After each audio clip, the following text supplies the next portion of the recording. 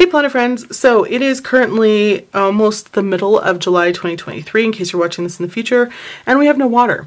So here's the thing, once we got back from our trip from Denver, we get these random little notices saying you might not have water from 6 a.m. to 5 a.m. So we've gotten this several times. We have prepared by putting water in the fridge and filling up the tub so that we can put water into the toilet so that we can flush it and still use it. And nothing ever happens. We always have the water. And I go through like a whole day of not being able to wash clothes or do dishes because I feel like, oh, in the midst of these things, there's going to be no water. And it never happens. Well, today we have no water. And it's the day that, of course, I didn't fill any buckets or tubs or jars or whatever. So I have no water. I'm pretty parched. I've been drinking Gatorade, and Jay's going to bring some bottled water from the store because I don't know when it's coming back on. I don't know. Anyway, that's not what this video is about. This video, well, actually it is. This video is about the fact that I have anxiety disorder and I never really know when it's going to affect me. There are certain situations in which I am more aware that it's a possibility that I'm going to have some anxiety, and then there's times when it just completely surprises me for fun. I know. My anxiety causes me to not always be the best bullet journaler out there because some days I just get overwhelmed and I just have to do what I can do, and the plan doesn't really work out even though I have one. And also there are other days when I don't know, I see that things need to get done and I get them done and I don't need a plan for that. So I think that my bullet journal has been minimalist for me, but not for everyone, and that's okay. People have different levels of what minimalist means for them. And I don't like to have messy bullet journals. I don't have the best handwriting, clearly. So I tried to give a little structure to the page because it makes me want to use my bullet journal more because it looks nice and tidy at least. I like to use pencil because it's not so harsh. And I find that over time I end up falling off. Part of that is my anxiety disorder, and the other part is that because I've added some structure, it's hard to keep this kind of loosey-goosey like a traditional bullet journal where you can just put things wherever you want. I'm one of those people that says, hey, here's a blank page, you can put whatever you want there, Sylvia. And then I'm like, no, you can't. That's crazy. It messes up the rhythm, the vibe. And that just makes me unhappy. So here's the thing. These little stickers, these date stickers, have been somewhat of a disaster for me. I like the way they look. I'm really happy with how it gives a little bit of uniformity throughout my bullet journal. However, sorry, I had to answer the phone. However, what was I saying? Oh, uniformity. I have a bunch of these months where I've only used like 3 to 6 stickers and then the rest of the month is there. So I've used them kind of throughout sporadically, and that's going to be fun for next year. So I thought maybe in my next bullet journal I shouldn't use these. Again, I do like that they make the pages look a little bit more uniformed, nice and appealing and pleasing to the eye, but sometimes that gives me pressure that if I don't use them for a while, or I have to use them when I don't feel like using them. And that probably didn't make any sense. I'm a writer, so I'm better with writing things down when things come out of my mouth. You don't know how they're going to come out or how they're going to sound. But I think you know what I mean. So I thought, well, in my next bullet journal, I really want to be very, very minimalist and just, you know, if there's a blank page, like, let's see, this is a blank page. This page can be whatever it wants to be. So I'm really done and sick and tired of having like collections or whatever you want to call them. Some people call them collections. Some people just call them action lists in the back of my notebook, and having a designated section for that because I don't think it works well for me. I end up setting up all of these pages in the back, even though I tell myself, Sylvia, don't set up a page until you know that you need a page like that. But I end up setting them up in the back and then they just they don't get used. So I'd really just like to use my bullet journal where I turn the page day to day, and if I need something, I just start it there.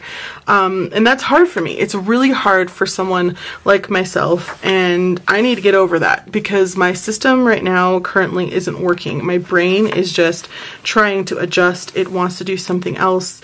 And I have conflict, which is, you know, part of what anxiety disorder is. You have an irrational brain. There's a lot of conflict going on. and you just have to go with the flow and try to figure it out. So I thought I could do this in July. It didn't work out. And again, I think part of it was the structure. Again, you had to use highlighter at the top of each page, and I was like, I just want to go with a pen and just be able to spill my guts out onto the page and not feel like I have to use one of these little stickers or highlighter or have boxes, and I just didn't know how to do that. So I thought that a new notebook would potentially, possibly, work best for me in a situation that I'm currently in. And I know what you guys are thinking. You're like, Sylvia, this is your anxiety working and getting the best of you because you're saying, oh, you have to have a new notebook to start in. Well, I think a fresh notebook just helps my brain a little bit more. And here's the thing. I'm sorry about my ring light, but it's a dungeon. In here, it's going to rain. And that's the only water I guess I'll have at my house currently. So when I went up to Denver, we stopped in one of the cities on the way, and I ended up getting this from a Barnes & Noble. I always buy myself a new notebook for my birthday. I decided on a Leuchtturm 1917. This is an A5 size, and the color is aquamarine.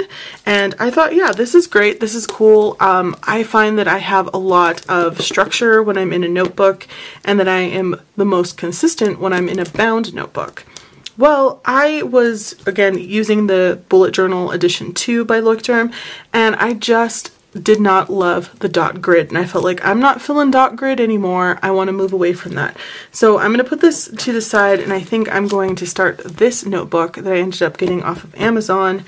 So this is a Leuchtturm 1917 as well, but it has a square grid as opposed to the dot grid.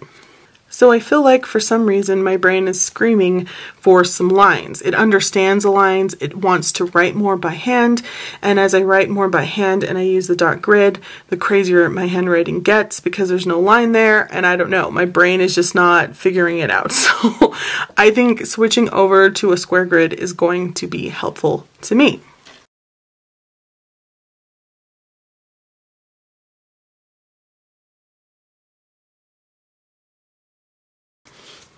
The other thing about this notebook that is interesting to me is in the past, I couldn't get over this whole date situation here. And I didn't like how this is like in the center of the notebook. These lines look to be a lot darker than the actual dot grid, and I just didn't know how I felt about any of that.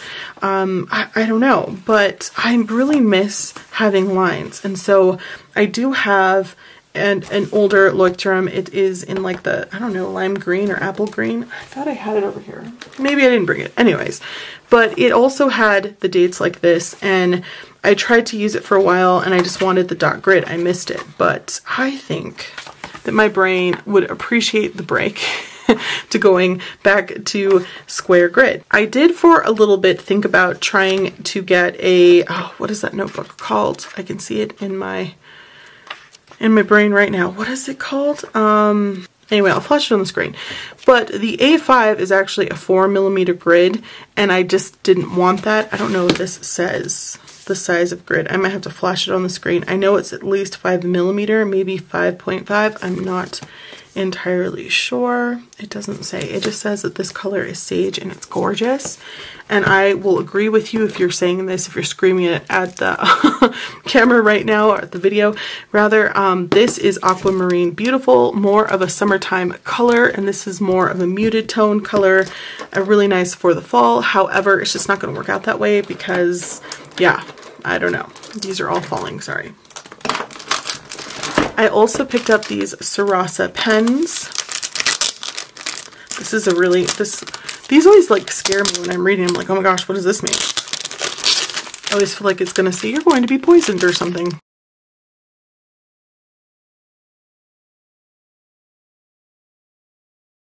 Okay, so I bought these because I already have the set, these two sets, and I was going to go ahead and buy the refills for them because I've had them for over, I think, a couple of years now, and they didn't have like almost half of the refills for these currently. So I decided to go ahead and pick these up because they were on sale. So 2 of these and a new notebook